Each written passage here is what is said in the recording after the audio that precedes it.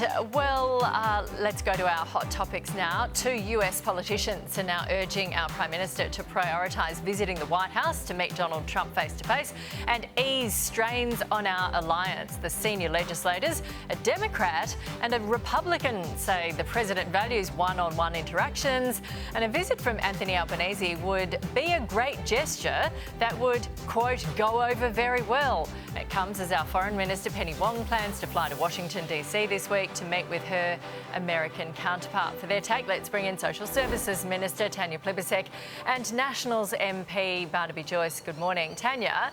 So now we've got politicians from both sides of the spectrum in the US calling for the PM to make a special trip to Washington. Is he going to listen?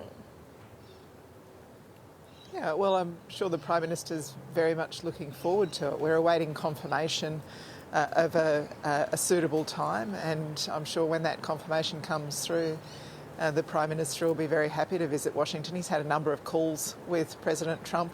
Our Foreign Minister's off to meet with her counterpart right now again. Our Trade Minister's met with his counterpart, Defence Minister's met with his counterpart. Ambassador Rudd, as you know, is the Energizer Bunny of diplomacy. He will be meeting with all of the members of the Congress and Senate and people close to Donald Trump. There's a lot of communication going on both ways, but it's not the sort of thing where you just pop in with a plate of scones, you know, hoping someone's home. The organising of the visits in train. OK, Barnaby, is that enough? No, it's not. I mean, Ambassador Rudd might be the Energizer Bunny, but he hasn't energised a meeting between President Trump and Prime Minister of Australia. And we've got to do that. When two people from either side of the political fence in the United States say, you better get over here, they've obviously had a lot of thought about it. They've sat back and they've obviously got a genuine bipartisan concern. Our nation was supposed to become as powerful as possible, as quickly as possible. We didn't. And now we are completely lacking on our defence side.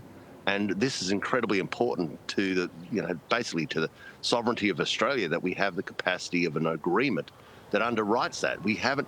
Our Prime Minister has had 4 meetings with the leader of China, but no meetings with the President of the United States. That's other people read that. You just got it all wrong.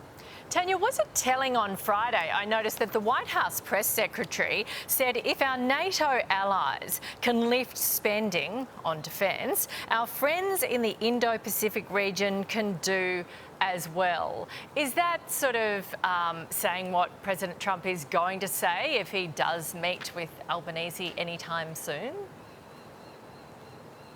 Well, we are raising spending. But nowhere near what the US 4 years wants. of the forward estimates of the buffet, $10.6 billion, and over 10 years, $56 billion. Last year's spending was around $17 billion, which is $2 billion more than any previous year. So we are raising spending. The way we make decisions for Australia is we decide what we need to protect Australia. We're doubling the size of the surface fleet compared to what the Liberals planned. We're investing in long-range missile capability, including building it here. We decide what we need for Australia, and then we spend to buy what we need, and, of course, also to make sure we've got the personnel we need. There will, of course, the US is talking to countries all around the world about increasing their defence spending. We're doing that, but we will do it in a way that reflects Australian priorities, what we need to do to keep our people safe. Yeah, and so we'll just be interesting to see what Donald Trump says about that. Barnaby? The problem you've got is, of course, many items on the budget are more than they've ever been before. It's called inflation. I mean, it's sort of sneaky to say that. It's really what's been asked of us is to spend a greater percentage of $2 billion extra, Barnaby. It's the percentage, though, surely, isn't it, Tanya? The NDIS is vastly more than we've ever spent in the history of our nation. Yeah. Medicare is vastly more than we've ever spent in the history of our nation. It's just the way budgets work. But the problem we've got is when you talk about 10 years, I'd be very doubtful whether you're in the government in 10 years, unless you do something remarkable. You'll be there for, maybe 3, maybe 6, but you're not going to be there in 10. And what happens over the forward estimates? Honest to goodness, you have a look at your forward estimates. Have we ever matched year 4? It just doesn't happen. The question you've got to ask yourself is, what have you done whilst you were there? And that's bloody nothing. Well, what did you do in 10 years? We're actually doubling the size of the surface fleet in comparison to what you were planning. And we inherited the oldest surface fleet since the Second World War, Barnaby. So you had a decade, you did nothing, you issued some press releases. You made a whole lot of announcements. You've had one term and you're into the next one, and Trump is saying you need to spend this. So what we're talking about is what your response is going to be and when you're going to meet him. But let's go on to something else. Yeah, absolutely. AI, because people are interested in this one. Some of the world's most advanced artificial intelligence models are adopting concerning behaviours such as lying, scheming, even threatening their creators. One model called Claude 4 recently blackmailed an engineer, threatening to reveal an affair, while ChatGPT was caught trying to download itself onto other servers, then denied it. Tanya, is the government worried about how capable AI is becoming, and what are you doing about it? It really is like science fiction, isn't it, Nat, when you hear those stories? Look, we're working with other countries. There was a Paris meeting on artificial intelligence where 60 countries signed up together to say that we see the benefits of AI. It can really, I mean, a lot of people are using it at work already. A lot of people are using it at home already.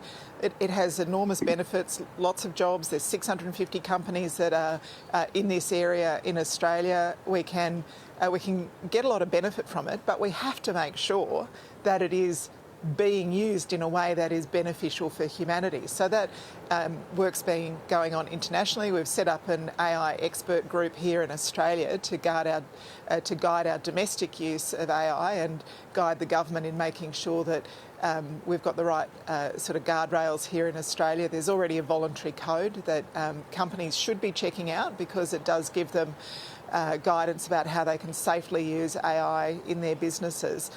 Look, this technology has enormous potential, but we need to make sure that it's being harnessed for good. Yeah, Barnaby, do you think we have any idea what it's capable of? We've had the heads of AI companies resign because they are concerned what AI can do. Oh, well, no, we don't, and because it thinks for itself. And for AI, you need also massive power, which we don't have because we've butchered our power grid. But even when it works onto other things like the brain-computer interface, we're right now in the Beijing, I see Tsinghua University, in the brain research, neurocyber and neurotech area. They're designing things such as a implant which goes under your skull but above your brain. It actually determines your thoughts. It can actually read what your thoughts are. Others have a catheter just goes up your carotid artery and can determine what your thoughts are. Another one is your sinal sagittal, basically up your nose, and it can determine your thoughts. Now, what that means is, if Sherva has an impure thought about Channel 7, so, shock to the genitalia, this is where the world is going. It is scary because mass-produce that and you can control a whole swathe of the population to their very thoughts, so they can't have a bad thought about you. And AI is yet another section because that's racing that technology ahead. Yeah. And so, it's a scary new world we live in, and we're not across it. Yeah, it feels like it's slipping away. So we might have more of a chat about that body that's looking into it, the government body that Tanya mentioned. Just quickly, cost pressures are seeing a classic pub shout in decline. 35% of Aussies now less likely to buy rounds for their friends than compared to last year. Tanya, people can't even buy a few drinks for their mates. This really is a cost of living reality, isn't it?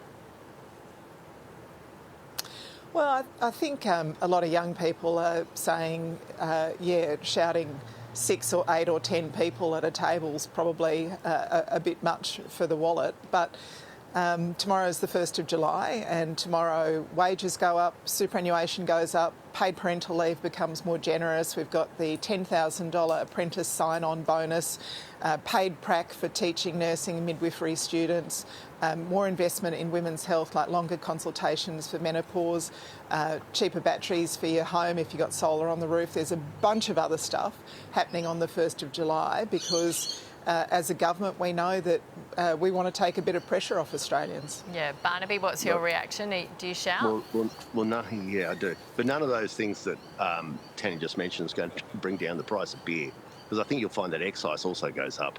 And, this is just, you can't just keep putting taxes on people because you actually destroy the whole fabric. In regional areas, this is really important, because if we lose our local hotel because it's just unaffordable, we lose the last hub of what is a community. We've lost the hospital, we've lost the police station, in many areas have lost the school, they've still got the pub. But if you make this unaffordable, then you've lost the whole community. And we've really got to understand that that is one of the greatest things, honestly, for mental health and other things, is get people in so they at least talk to somebody else. And what we're doing with this increase in excise, people are just taking a slab of beer home and sitting in front of the television and drinking it. I don't know whether that's really good for anything. Yeah, that's an interesting point. Yeah, Tanya, last word. No, we did actually make some. Well, we did actually make some changes to both beer and spirits taxes. So. Did they go down? I mean, we honestly, understand that I might be corrected on this one, Tanya, and I would accept it. Did they go down? Did the excises go down? Yeah, they did. I'll get back to you on the details, Barnaby. Okay. Fair enough. I'll get back we'll to you on check the on where the details. beer I'm not trying to be tricky. I really don't know. Because you're right, it is a gathering spot for so many people. Thank you very much. We'll see you next week.